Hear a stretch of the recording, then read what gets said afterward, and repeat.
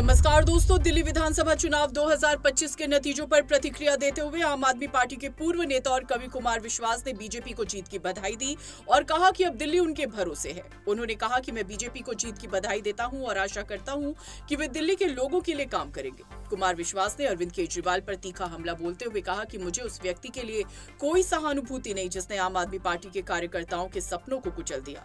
उसने उन सपनों का इस्तेमाल अपनी निजी महत्वाकांक्षाओं के लिए किया। आज न्याय हो गया और दिल्ली उससे मुक्त हो गई। उन्होंने ये भी खुलासा किया कि जब जंगपुरा सीट से मनीष सिसोदिया की हार की खबर मिली तो उनकी अपॉलिटिकल पत्नी भी रो पड़ी। कुमार विश्वास ने इसे जनता का न्याय बताते हुए कहा कि अब दिल्ली नई राजनीति की ओर बढ़ रही है।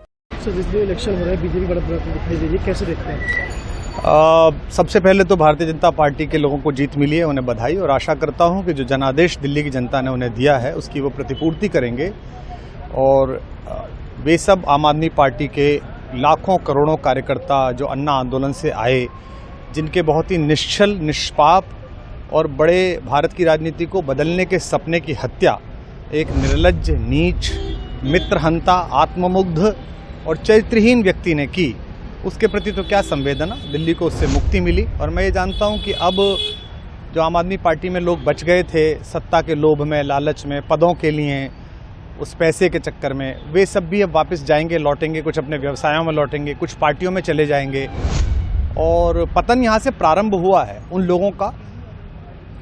मेरे लिए कोई प्रसन्नता का और दुख का विषय नहीं है, मैं बीच में खड़ा हूँ। प्रसन्नता इस बात की है कि करोड़ों लोगों ने आशा लगाई थी, करोड़ों लोगों ने, लोग अपनी नौकरियां छोड़ के आए थे, व्यवसाय छोड़ के आए थे, दुश्मनियां ली थी लोगों ने, उन सब की हत्या एक आत्ममुग्ध आदमी ने, एक चरित्रहीन आदमी ने अपनी निजी महत्वाकांक्षाओं की पूर्ति के लिए की। उसको दंड मिला, ईश्वरीय विधान से दंड मिला। प्रसन्नता इस बात की भी है कि न्याय हुआ। आज जब कहना नहीं चाहिए लेकिन आज टीवी पर जब जंगपुरा का निर्णय आया और सामने दिखाई दिया कि मनीष हार गया, तो सदा तटस्थ रहने वाली और राजनीति से विरत रहने वाली मेरी पत्नी जो है, उसकी आंख में आंसू आ गए, वो रोने लगी, क्योंकि उसी से उसने ये कहा था कि अभी तो है ताकत, और उसने कहा था भैया ताकत सदा तो नहीं रहती। तो ये अहंकार आशा करता हूँ अगले लोग नहीं करेंगे, जो बाकी दल है वो नहीं करेंगे, इससे सबक लेंगे।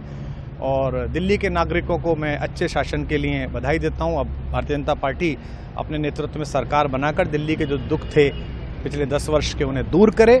और आम आदमी पार्टी के समस्त कार्यकर्ताओं को कहता हूँ कि आपने जिस किसी भी लोभ लालच में सब कुछ जानते हुए एक ऐसे व्यक्ति के समर्थन में काम किया जिसने अपने मित्रों की पीठ में झुरा घोंपा, गुरु को धोखा दिया, अपने साथ कंधे से कंधा मिला के लड़ने वाली महिलाओं को अपने घर ला के पिटवाया, अपनी निजी सुख और साधन के लिए जनता का पैसा खर्च किया, अब उससे आशा लगानी छोड़ें, अब बाहर निकलें, अपना अपना जीवन देखें। मुझे राघवेंद्र सरकार राम की कृपा मिली, जिनका ये घर है, जिनकी कृपा से मैं यहाँ खड़ा हूँ। मुझ पर कृष्ण कृपा हुई कि मैं इस निर्लज्ज सर्कस से बाहर आ सका। मैं उन सब से भी अच्छे भविष्य की कामना करता हूँ कि वो कोई गंदगी ना फैलाएं कहीं भी, वो लौट जाएं अपने शिविरों में। जिस तरह माधव को, कृष्ण को दूत देखकर भी भरी सभा में अट्टहास करने वाला दुर्योधन जो ये कहता था सुचिग्रम नैव दास्यामि बिना युद्धे न केशवः, बिना युद्ध के 5 गांव भी नहीं दूंगा, आज वो अपनी सीटों के लिए तरस रहा है। और मुझे पता है कि इस दुर्योधन का अंत भी टूटी हुई जंघा के साथ बड़ा ही दारुण होगा और भारतीय राजनीति एक कलंकित अध्याय के रूप में इस बौने दुर्योधन को और इसके दरबार के तमाम शकुनियों को याद करेगी। मैं उनकी मुक्ति की कामना करता हूं कि ईश्वर उन्हें इस दुख से बाहर निकाले और समस्त लोगों को बधाई देता हूं कि चलिए अंततः न्याय हुआ। सर, बात करें दिल्ली के चुनाव या यूपी के उपचुनाव मिल्कीपुर को लेकर, चुनाव आयोग पर तमाम तरह के आरोप लगाए जा रहे हैं। अखिलेश यादव ने कल कहा कि वहाँ उपचुनाव में मिल्कीपुर, ये राजनीतिक विषय है, इस पर मैं राजनीतिक कार्यकर्ता नहीं हूँ तो इस पर मेरी टिप्पणी शोभनीय नहीं है, वो आपस में सब जाने। लेकिन दिल्ली के चुनावों को लेकर एक मिश्रित प्रतिक्रिया है।